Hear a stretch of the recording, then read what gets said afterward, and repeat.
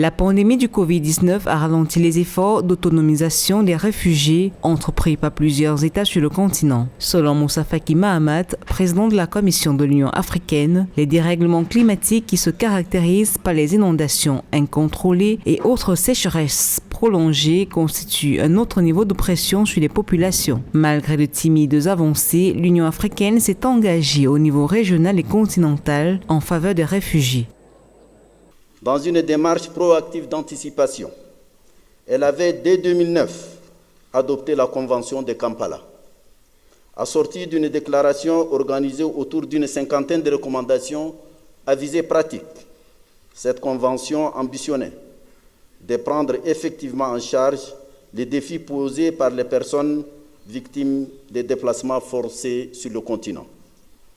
Dans cette perspective opératoire, l'Union africaine a convoqué en 2011 la première conférence humanitaire de donateurs qui s'était tenue sous la thématique « Une Afrique, une voix contre la faim ». L'Union africaine a par ailleurs renforcé l'institutionnalisation de ses efforts dans les champs de l'humanitaire.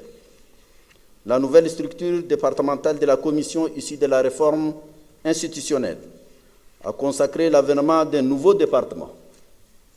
Sa dénomination, Santé, Affaires humanitaires et développement social, reflète l'engagement politique de nos leaders en faveur des moins favorisés.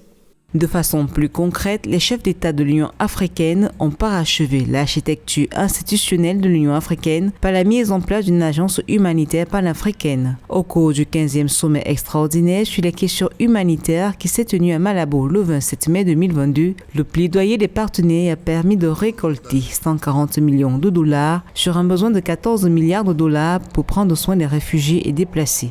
Je suis contente également parce que un témoignage éloquent de vos excellences pour trouver des solutions durables aux déplacements forcés sur le continent africain.